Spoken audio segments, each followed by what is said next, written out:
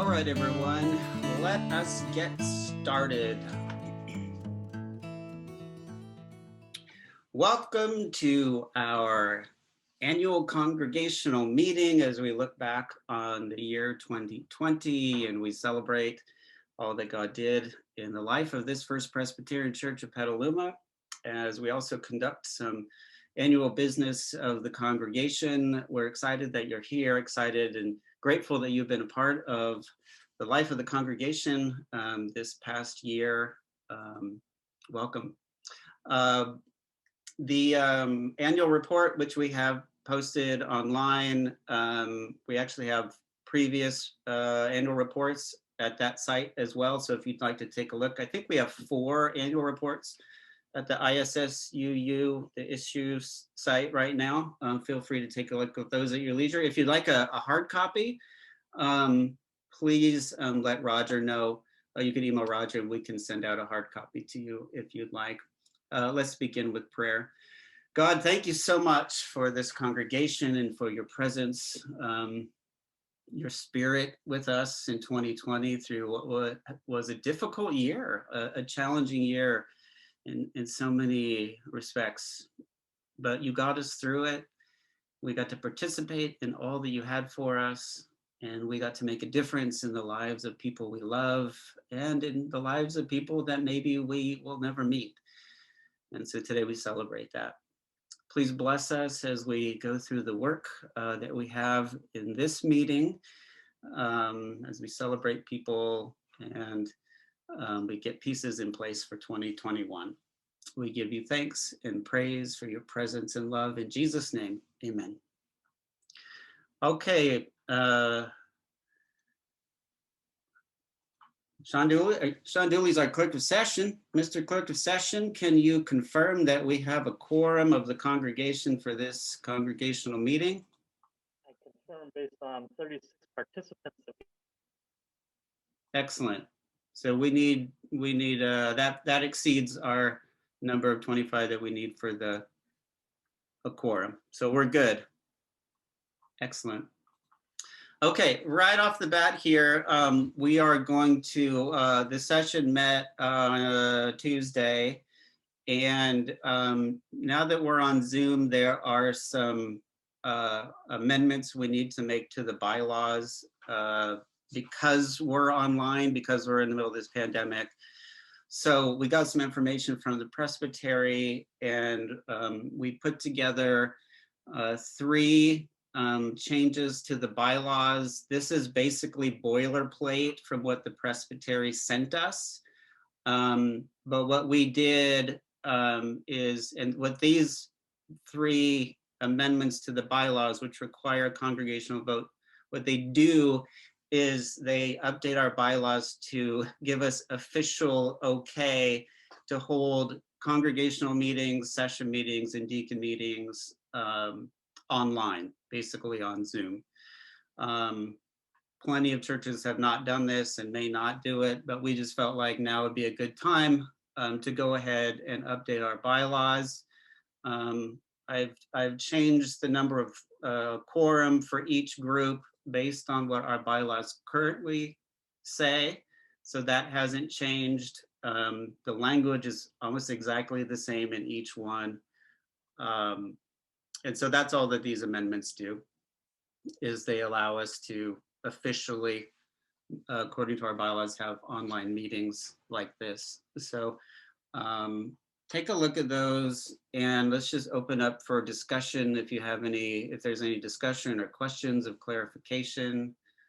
The session voted to recommend these changes to you at the congregational meeting today.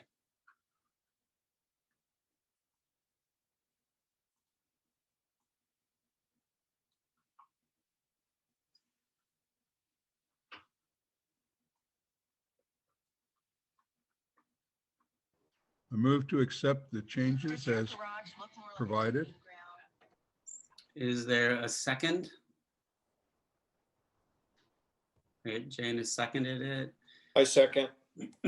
Any discussion on the motions, on the motion to update the church bylaws with these 3 changes?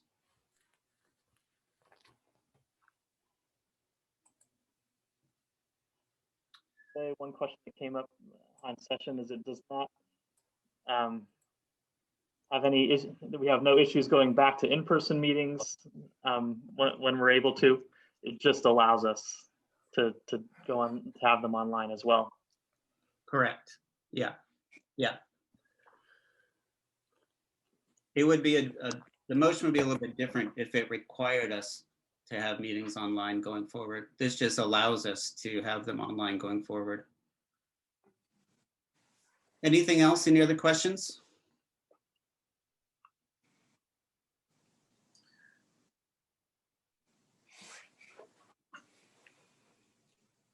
Okay. The motion has been made and seconded to the congregation. We're going to do voting very simple this morning with a simple raise of hand. You might also have down at the bottom of your screen or wherever on your screen, there's a little icon that says, on mine, it's a smiley face with a plus where it says reactions. And and you may have a little raised hand icon. If you want to go the extra step beyond raising your hand like this, you techie people can do that. So let us proceed to the vote. And Sean, we're going to need to look at like all three screens. If you're on the phone, I apologize. We haven't figured out yet how to do this on the phone. We've had this problem at the Presbyterian level too. So all in favor of the motion, please raise your hand. You can do it twice.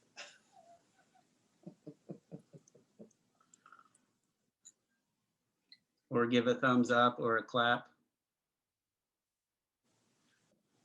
Okay. Sean, you got that? Okay. All opposed, raise your hand now.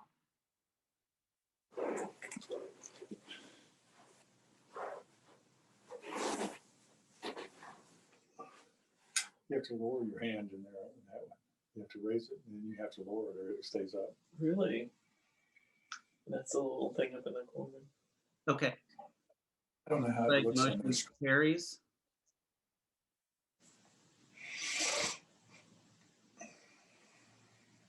Great. Thanks, everyone. Did you get all that, Sean?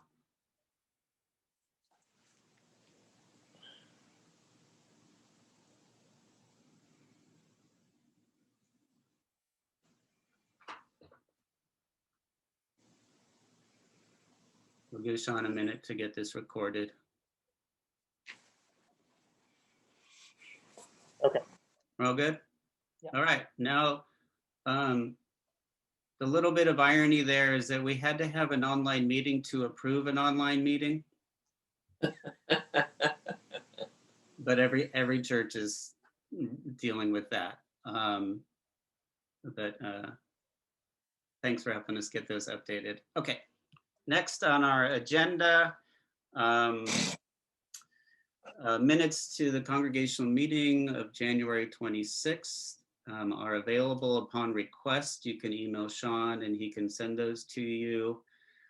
And what's that, Sean? I said, just send me an email and I'll send it to you. Yeah. At this time, I'd like to present to you the annual report, which you hopefully have in front of you by now, digitally, or if you've printed it out. This year, I will say, did someone just say something to me? This year was a very unusual year, as you all know. We were operating on a kind of a reduced, but we had fewer elders and fewer deacons. There was a little bit less to do. For example, if you can't get into the kitchen, there's, the kitchen doesn't need quite as much tending to. So we're operating with a few, with fewer elders and deacons, but we got all the bases covered, and I think for the most part, our our elders and our deacons and our staff really stepped up, and was really grateful for the ways that everybody responded. So I'd encourage you to take a look at the annual report. Not everything, it's not exhaustive, not everything is in there. We tried to capture as much of it as we could with the pictures that we had and the information that we had. But again, the 2020 annual report, as always, is intended to be a celebration of God in our lives and in our congregation in 2020. And we try to do that both with words and with pictures. And so hopefully in some of what you read and some of what you see, that will bring back some memories for you of times in the past year that you really sense God's presence with us in our worship, in our Zoom meetings, in all that we did in our mask making and our drive-by birthday celebrations and our walks through the neighborhoods. I have just about every house in my neighborhood memorized at this point. It was just an unusual year. And so we'll have an opportunity to talk about more of that a little bit later in the meeting. But I just want to officially present to you the annual report that you should now have on your screen. Does anybody have any questions about the annual report? The budget is in there for 2021. That's where you will find it. Sean will have some information about that in a few minutes. But any just questions right now about the annual report?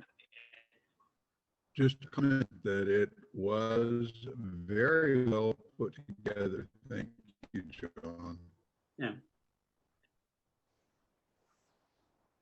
Thanks, Roger. I enjoyed putting it together. Putting it together actually is a really enjoyable process for me because I get to read everybody's reports ahead of time, and it's a reminder to me of all the things.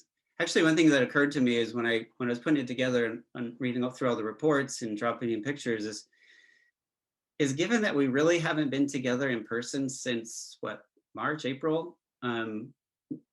This congregation did a lot this year. It was a very, very, in some ways, busy year. Some things we did fewer or didn't do at all. But there were other things that you did a tremendous job stepping up and leading online Bible studies and Zoom meetings and getting the stuff done and caring for one another. It was a real pleasure.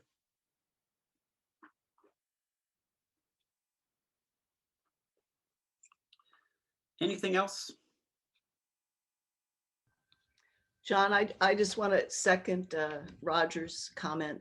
As a former newspaper editor, I always edit all of the minutes from Westminster Woods.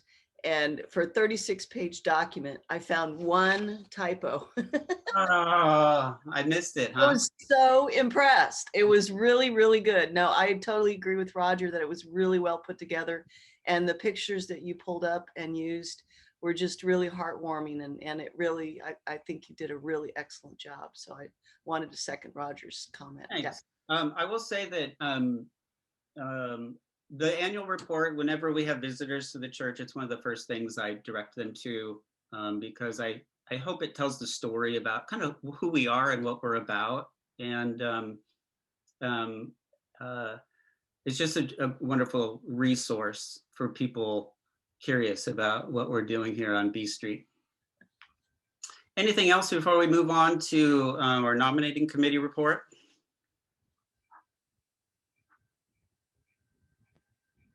Well, I encourage you to read through that at your leisure, or if you're like me and you're tired of reading things all the time, if you work with words all the time, just look at the pictures. That is okay too. You have lived it. So you probably have more than just pictures in an annual report. You have memories, specific memories of being in particular places at particular times, or sending particular cards, or writing encouraging words on Facebook, making masks, whatever it was that you were part of this year. Thank you. Thank you for being a part of the First Presbyterian Church story in 2020. This time, I'm going to invite Diane Olson to present. We have two people that we are going to bring on as new deacons moving forward. And so I am going to invite Diane to present to you our slate of officer candidates who we hope to ordain and install next weekend. So Diane, you and Steve have been chairing the nominating committee. I'll hand it over to you. Well, on Stephen and my behalf, the co-chairs of the nominating committee, in accordance with the Presbyterian Church USA Book of Order G-2.0401, which states in part that the nomination and election of ruling elders and deacons shall express the rich diversity of the congregation's membership and shall guarantee participation and inclusiveness. The nominating committee of First Presbyterian Church nominates for election the following slate of deacons for the class of 2022. We are very pleased to present Jeanette Anglin and Joyce Shipper for this office of deacon. So Jeanette has been ordained as an elder, but not as a deacon. So we will be ordaining Jeanette, not today. We do that in worship, which we hope to do next Sunday. And Joyce is coming on board to help moderate the deacons, at least through the next season as we get kind of through this pandemic. And so we're very excited to present, or the nominating committee is presenting to you this slate of candidates for the office of deacon. So as always, we are required to, our polity requires that we open the floor to floor nominations for office. And so we'll do that at this time. If you do decide that you would like to nominate somebody from the floor, they need to be present and they need to have approved, or at least need to have approved the nomination. As I do every year, I encourage you to trust the good work of the nominating committee and the slate of deacons that they are presenting this morning. Are there any nominations from the floor?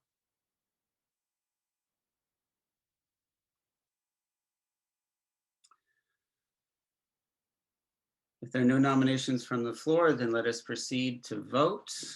All those in favor of the motion to elect Jeanette Anglin and Joyce Shipper as deacons beginning in January 2021, please raise a hand.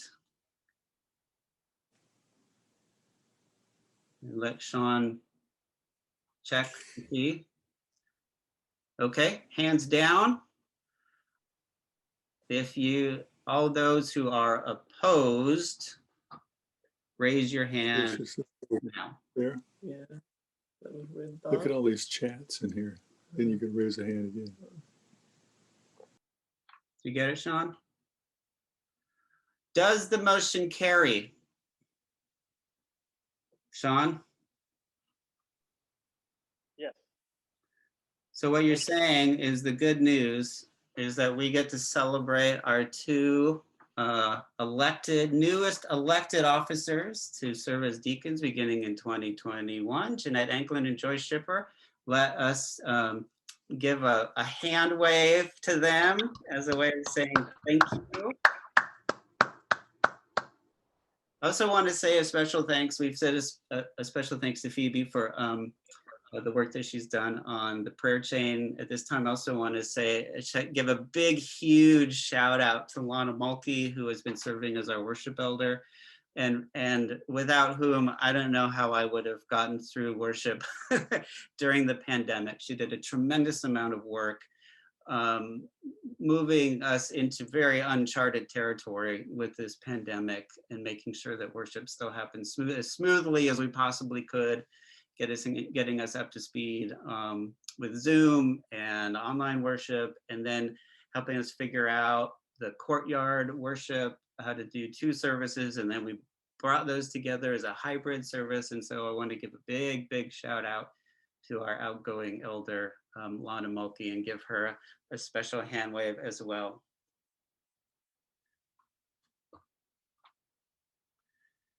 All right. That brings us to our 2020 budget report, and Sean Dooley, who is our budget and finance elder. Sean, take it away. All right, I am going to share my screen. The first slide you'll see is also the same page that you see of the budget and financial report in the annual report, which I believe, what was it, page 11 or something like that? Let me share my screen.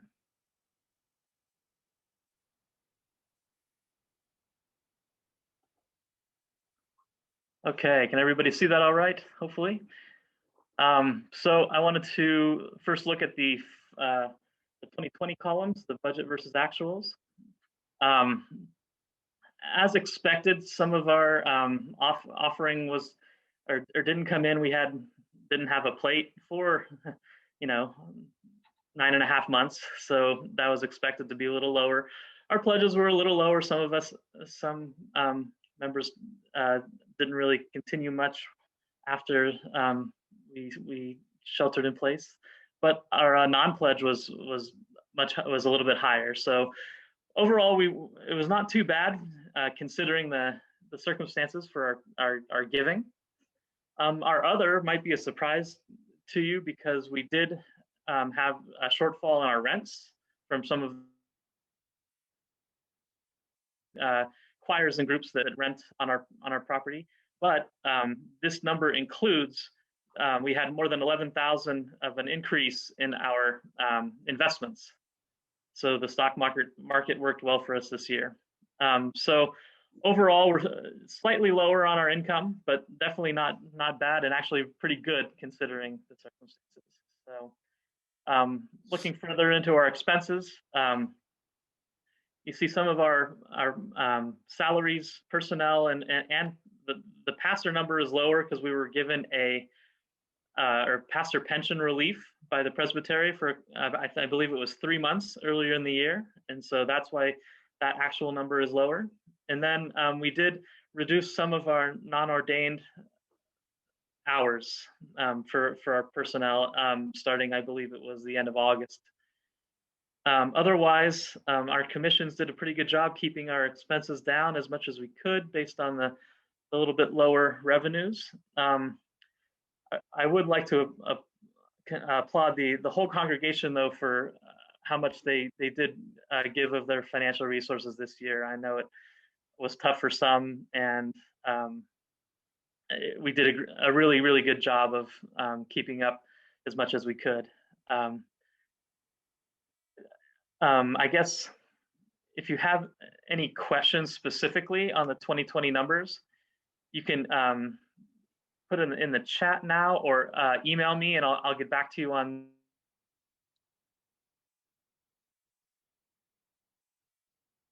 things. But the budget versus actual, I do want to say one number, a pretty important number, is the mortgage loan, and we're now down below 55,000 on principal that is owed. We do have, I believe it's somewhere near between 25 and 30,000 sitting in cash accounts. So we're about 1.5 years based on this 2021's pledges from paying that off. So that's something to look forward to and be excited about going forward financially for our church.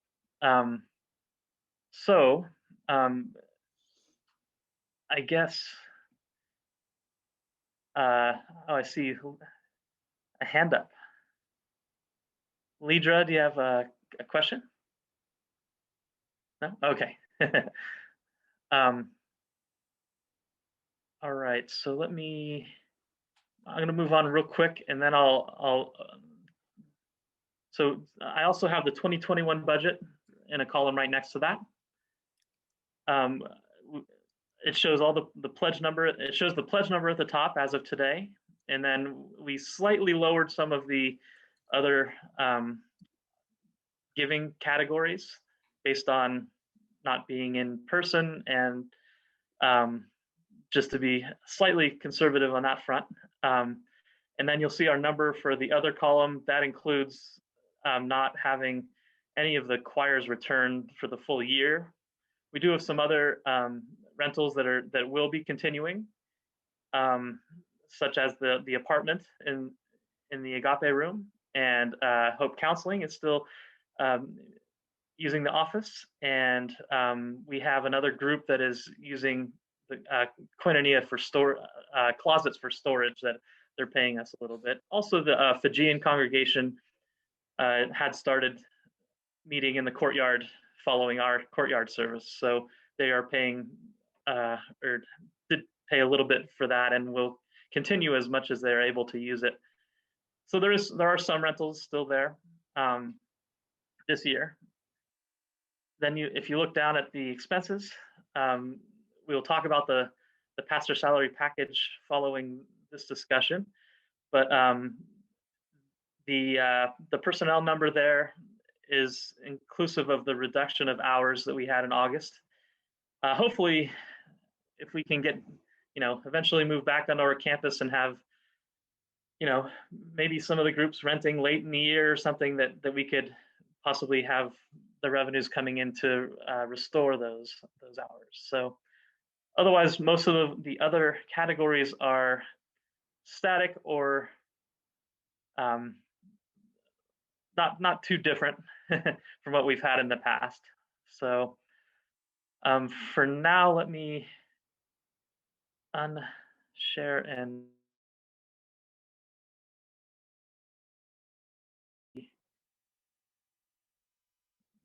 stop share.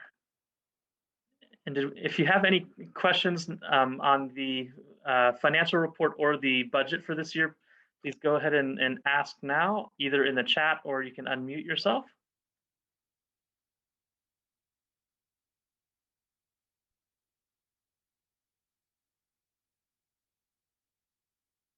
Okay, see, Phoebe has asked, why is worship up so much from the 2020 budget?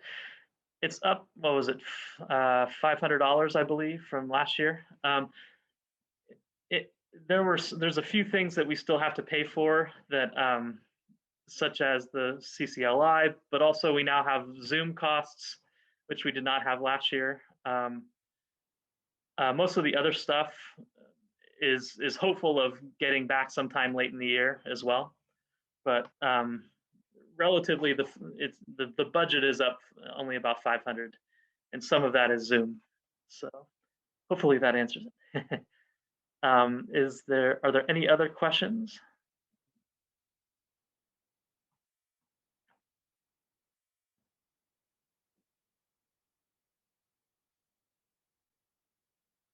Okay. If not, then now is the time we look at our pastor salary package. Oh wait, sorry, I have one more. Before we go there, I have one more screen to show, and that is the capital budget.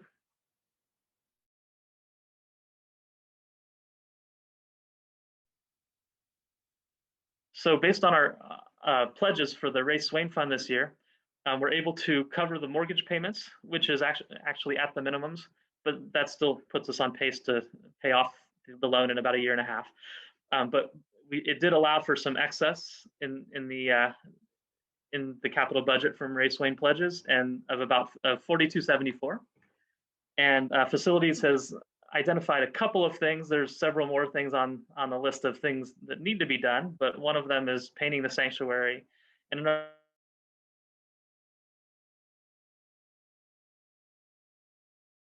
some of the possible rot damage in the sanctuary. So I just wanted to show that as well. And now we will go to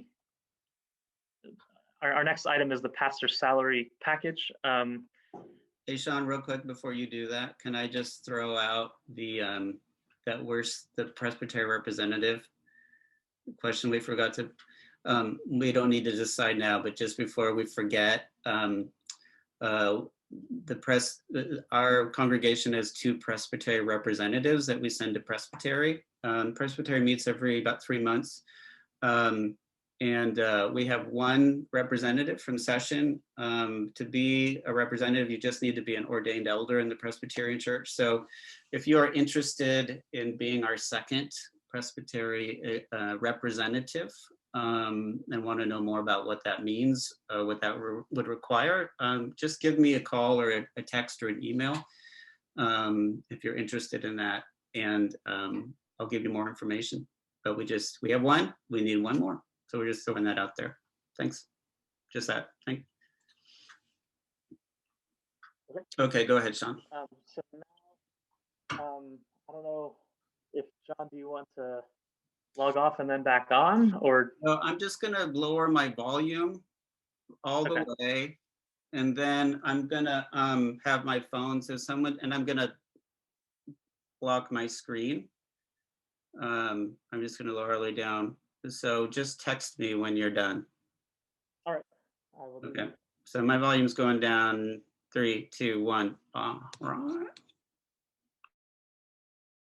This is the part of the financials. Hey, going Sean, forward we got to this elect year you that- clerk pro tem while I'm gone. Okay. So does somebody make a motion to elect Sean Dooley clerk pro tem while I'm out of the room? I so move. Anyone? I Second. second. Bueller? Yes, second. All right, all those in favor say aye. Opposed, say nay. Okay, now I'm going mute again. Gosh. All right, Sean, what's the news? So we are good. You package as presented. Oh, wonderful. Thank you, everyone. Thank you, Joe. Thank you. What a year we've had, right? Holy smokes. A stupid pastor joke is saying they never taught us how to do this in seminary, but I'm just gonna make a stupid pastor joke and say they never taught us how to get through a pandemic in seminary. I mean, there was no class on technology or Zoom or any of this kind of stuff. It's been a learning experience, and but also an experience just to learn about what community is about, and the lengths that we will go to continue to stay connected. What a joy. All right, well, with that out of the way, I'm going to invite Greta Hansen to unmute herself. Every year at the annual meeting, we like to give a special thank you to a very special someone or someones for their outstanding servant leadership to the church and the community. And so we are not going to break tradition this year. And so Greta, are you live? Where are you? Here.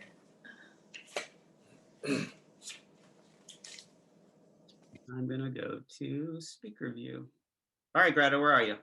Here I am. I'm sorry, my internet was dropping for a moment, so I was just waiting until it was done. I can tell when it's gonna do it. Perfect timing. I guess that's one of the things we've learned is our internet and our Wi-Fi goes wonky so frequently that we now can predict the signs. You know what's great this year though is this year, like, technology worked for us on Christmas Eve and Easter. Like, it's usually the technology really like craps out on us right before some big service. So Greta often helps me with this part. The section had a conversation and about who to celebrate this year, and so Greta's gonna lead us through this, and I'm gonna chime in. I think we have there we go. All right, Greta, take it away. Okay. So because 2020 was a year like no other year and nothing went according to plan or like anything we've ever experienced, we thought that we would do this morning a little differently as well. So this is actually a member participation part of the annual meeting. So we encourage you guys to either unmute yourselves and give a response or type one in the chat and John and I will share it for you. But we thought we would kind of get the ball rolling with a little bit of an icebreaker question. And that question is, what is in your communion cup. So when we meet in the sanctuary, we all are provided with juice and we're all provided with a piece of bread. But let's be realistic. We all now are doing communion at home. And I can say, at least for myself, that frequently my communion cup is not juice and it is not bread. So we were hoping that you guys would be willing to share what you are using on the first Sunday of every month for communion. We used cranberry juice, and one time I think we even had wine at 11 in the morning. I use wine and flour tortilla sometimes, and V8 and flour tortilla sometimes. All right, so we have some responses in the chat. Phoebe says sweet vermouth and rice crackers, very nice. Very nice. Mike and Kate said lemonade and sweet potato crackers, wonderful. Krisha, grape juice and bread, going the traditional route. Jane says English muffin and wine, always a great pairing. Okay, I've 100% had donut and coffee for my communion cup. One time, I must confess, I had potato chips. I use Trader Joe's teriyaki crackers and sparkling water colored with elderberry syrup. Nice. Oh, We had shortbread cookies the Sunday after Christmas. Shortbread cookies and a little leftover wine. There was one Sunday where I woke That's up. very Scottish. There was one Sunday where I woke up on a communion Sunday. I realized I had like no bread in the refrigerator at home. All I had was a piece of pizza. So I brought the pizza crust for communion. yeah. Mm-hmm. And I actually used it in the courtyard. We had a service that morning, but it was a pizza crust communion.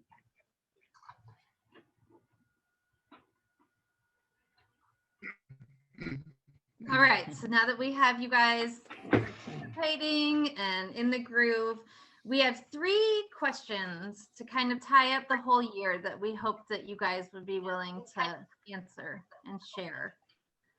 And the first question is, for 2020, what have you had to give up? What have you given up in 2020?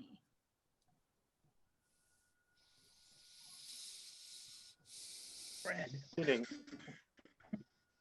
Meeting for coffee. Visits with family. We went keto, so we're One thing I gladly gave up was a commute on the Golden Gate Transit bus. My yearly visit with my dad. Lunch with friends and time sleepovers with grandchildren. Couple of conventions Yeah. and a trip up to the We could visit Northwest to with see all my family. friends and relatives up there. Air travel. And my kids and grandkids and great granddaughter here. Mark, I heard you say air travel.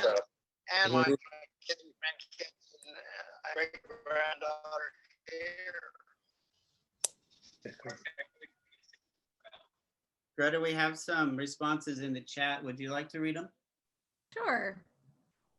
So several comments saying that they've given up being able to travel, seeing grandkids, having grandkids being able to come overnight and stay indoors with them, travel to other countries or places on vacation, eating out with family and friends, being able to travel to see family. And one that I definitely second is something that this person has given up is hugs. I think a lot of us can relate to really missing hugs. Live sporting events. Live sporting events, yeah. Singing together in person? Yeah.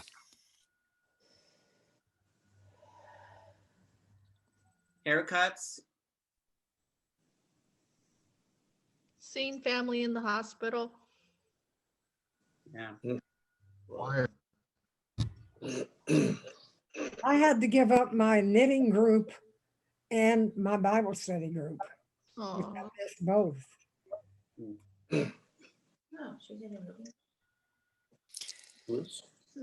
I gave up running trains on other people's layouts.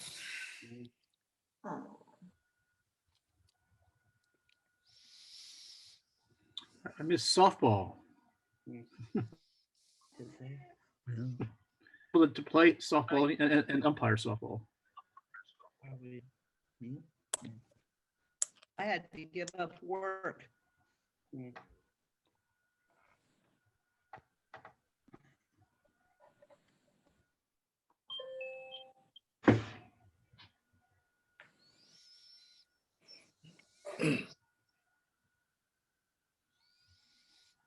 Anything else? Greta's got another question for you if we're ready to move on. So what have we taken on as part of 2020? What are some new things we've done or tried or had to figure out as a result of what 2020 has dealt us? Interior decorating? No, I know. Cleaning out. Cleaning out our basement.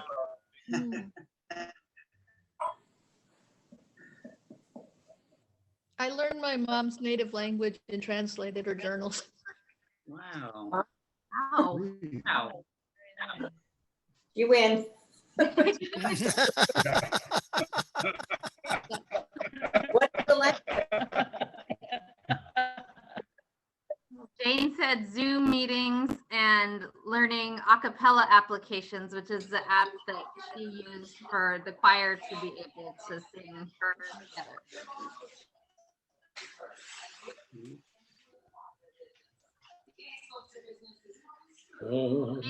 Phoebe says lots of baking and gaining weight. I think yes. And Vanessa says how to function at home with 4 people 24/7 doing school and work simultaneously. And Krisha's done lots of scrapbooking.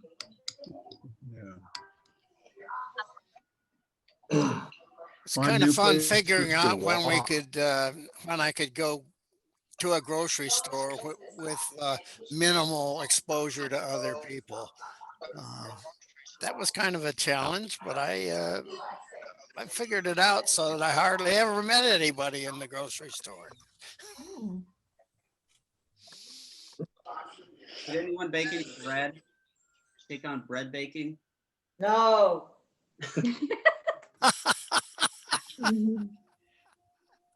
Yes. How about new pets? Did anyone adopt any new pets? Oh, yeah. I adopted a cat. We gave up bread. I adopted Hopkins. Doing family fitness challenges. Bravo. Family fitness. Oh, yeah. Well, I know so. Caught up on backlog of sewing and quilting. Gucci. Vanessa, Hey, Sean, didn't you guys also do the Marvel marathon? Yes, we watched all of the Marvel movies, all 23 of them in chronological order. Wow. Vanessa, didn't your family also adopt a praying mantis? Nice.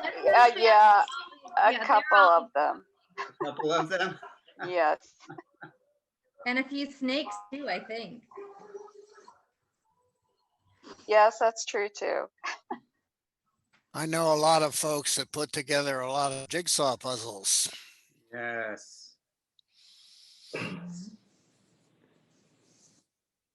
I know we have at least a couple of parents and sometimes grandparents Lana in particular, who have taken on the role of being the distance learning instructional assistant for their kids or grandkids in their home, which is a huge undertaking. Katie and Phoebe. Who made masks? I Yep. You still have a pin on. We got, what? It's kind Oh, we got good at learning how to do social gatherings outside. The patio got much more organized this year.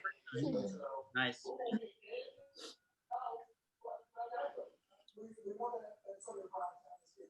We actually put a Christmas tree on our deck since that was the only space where we could actually have any human interaction. So we tried to make it look festive too.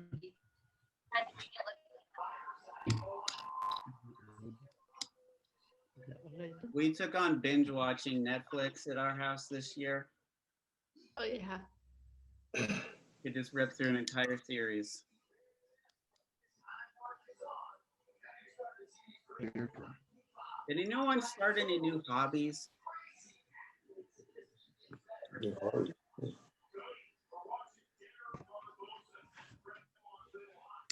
Photography, Jane said.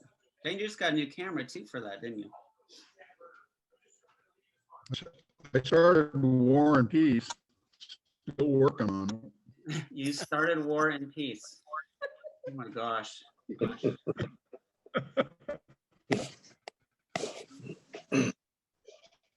You better hurry up because this pandemic's going to be over.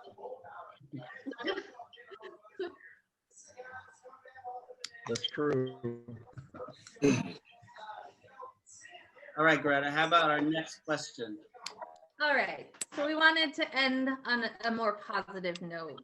And sometimes in situations like we've all experienced, it's tricky to focus on the positive, but we want to know what you are most grateful for in this past year. Good.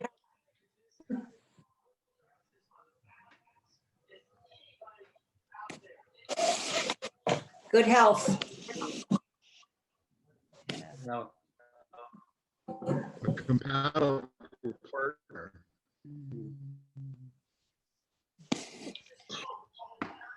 I got the use of my hands and fingers back.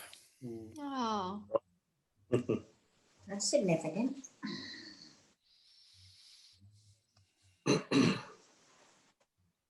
friends who came and met with me every week. Good health, upcoming vaccinations, and a nice patio to visit outside with our grandchildren and children. A new granddaughter, new daughter-in-law, and new son-in-law. There are other people married.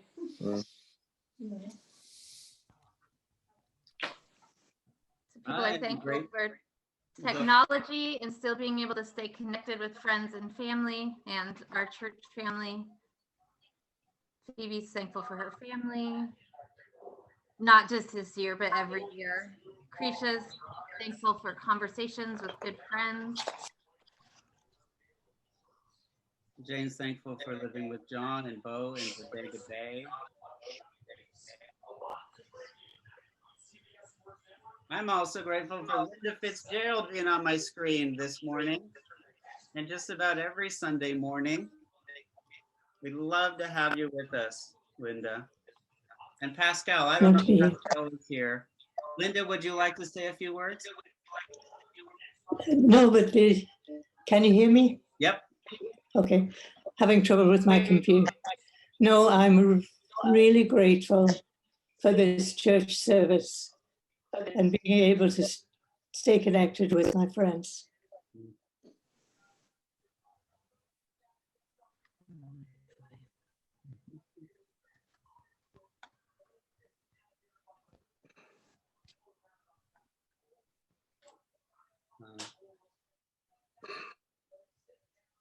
I am very, very grateful for my daughter and my son-in-law who are taking such great care of me. Mm. Mhm.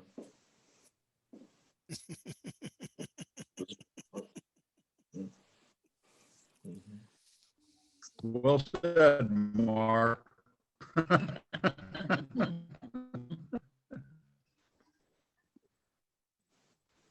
I want to just say how grateful I am for the staff this year. I cannot imagine getting through a year like this without the staff that we had for Roger. And Roger is sort of the glue that holds everything together in the office. And I'm so grateful that he was able to work from home this year, was always on top of things, was always encouraging, was patient. Really, everybody adapted so quickly. You know, when the pandemic hit, one week we were in person, the next week we weren't. So Roger has just been working tirelessly behind the scenes. Greta really stepped up big time. One of the hardest church jobs in the pandemic I've heard across the board is anyone who works with children and youth. And that's partly because a lot of the kids are like, they're on Zooms, you know, all day with school at home, and the last thing they want to do is get on Zoom, or, you know, they're just kind of tired like everyone else. And so Greta did a great job staying connected with our kids, and also just really helping me out behind the scenes and with Sunday morning worship. You know, she was just always there, available, reliable, dependent, and I just immensely grateful for her leadership this year. Jane and Jenny did phenomenal things with the music. I mean, like, who would have imagined needing to do music this way? Like to have a choir on Zoom at the beginning of the year.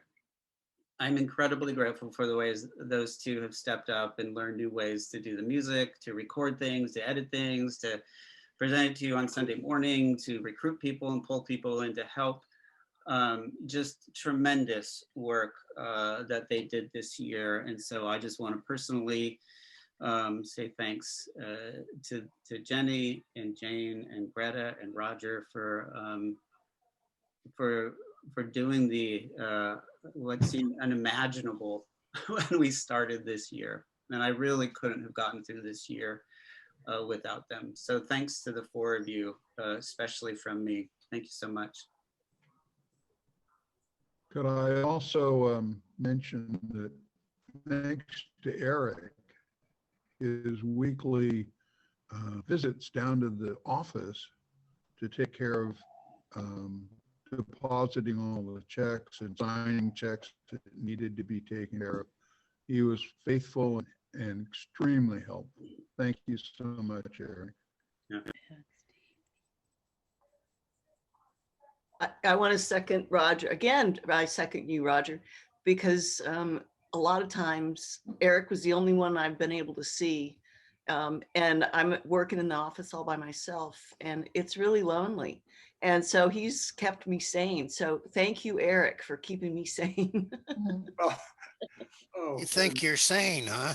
Yeah, well, yeah, it's my pleasure. I was glad to do that, and it's my pleasure. I enjoy doing that. Thanks for the acknowledgement.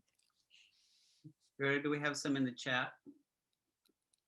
So we have people that are thankful for the patience and grace of the people as we've learned a new way to worship. That was Lana.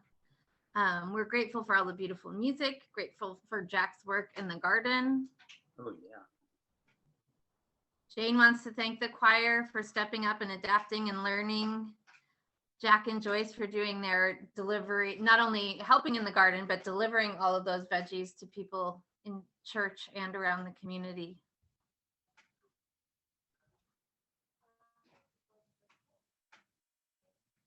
And as also Steve and Carol Crook put in journeyman work to get the office repainted and cleaned up and moved things around. It was really great to be able to go back in the office and see how much they've done and how helpful was. And for Dan Camp for all of the cleaning.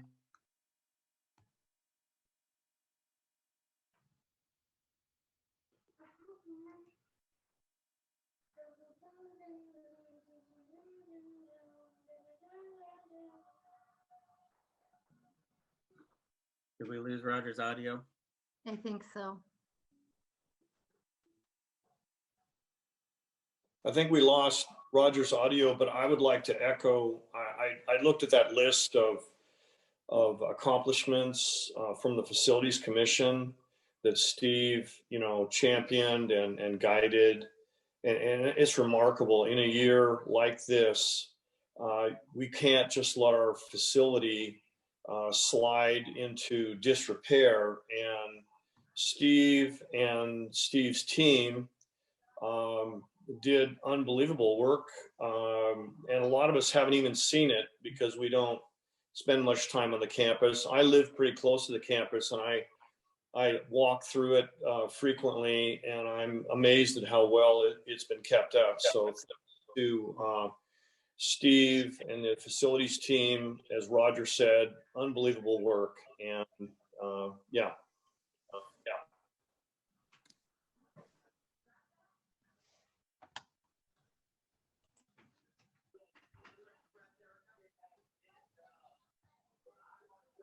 So this is usually the time in our annual meeting where we would be honoring a church member or members who have volunteered their time and talents throughout the year or through many years.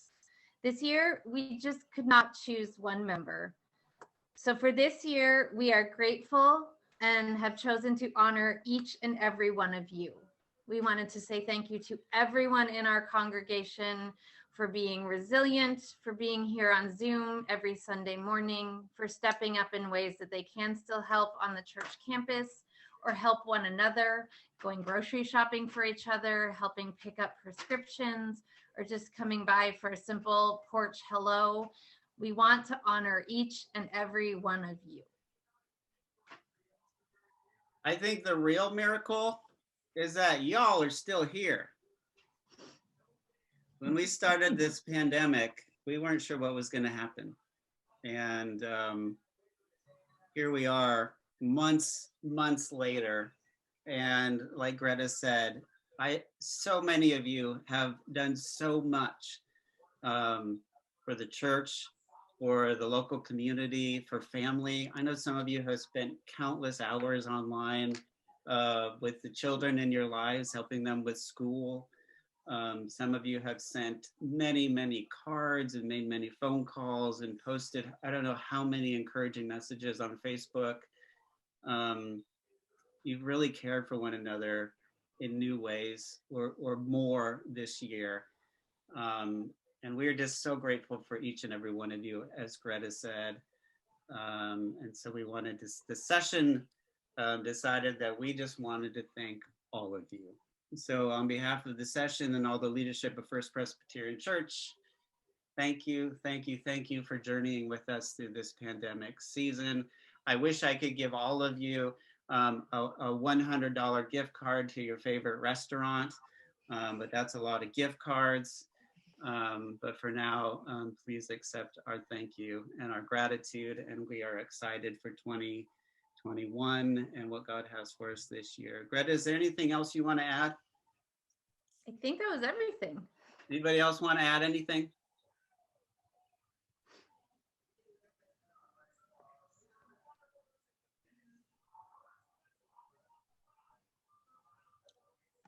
All right. Then we are going to close out our annual meeting this morning. Pull up my agenda. I'm going to pray, and then we are going to sing our way out of the meeting with "Oh How Good It Is," and the words are printed in the agenda if you have it in front of you. So let us pray and then sing. God, thank you so much for getting us through this past year, and not just getting us through it, but for helping us to thrive and learn how to be church in new ways, and learn how to be church better with old ways. Thank you for the new friends that we've made. For blessing the friends that we've had who have journeyed on to their next adventure. Thanks for helping us remember those who are no longer with us. God, thank you for journeying with us, for calling us by name and inviting us to follow. Oh, how good it is when the family of God lives together in spirit and faith and unity. So God, we give you thanks. In Jesus' name, amen. Amen. All right, Dave, cue us up. Let's sing.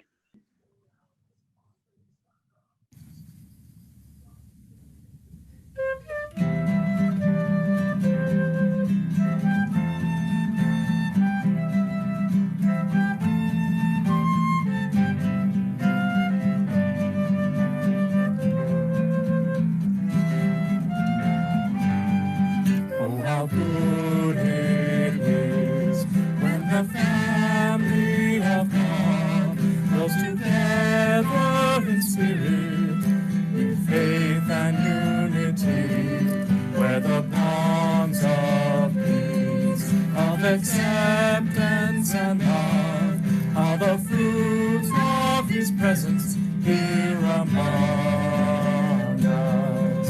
So with one voice we'll sing to the Lord, and with one heart we'll live out His word till the whole earth sees.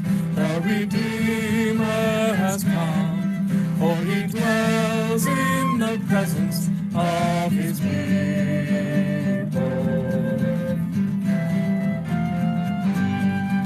Oh, how good it is on this journey we share to rejoice with the happy and weep with those who mourn. For the weak find strength, the afflicted find grace when we offer the blessing of belonging. So with one voice we'll sing to the Lord, and with one heart we'll live out His word till the whole earth sees. The Redeemer has come, for He dwells in the presence of His people.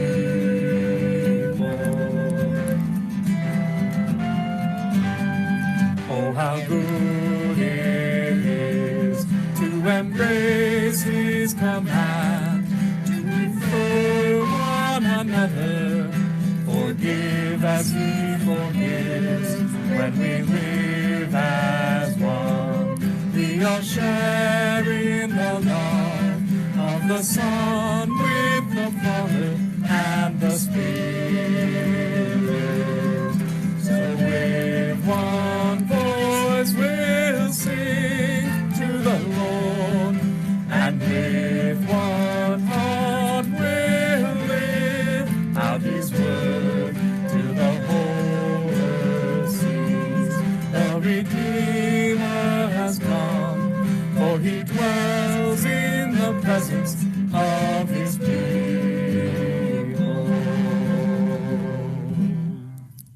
Amen. Go in peace, everyone.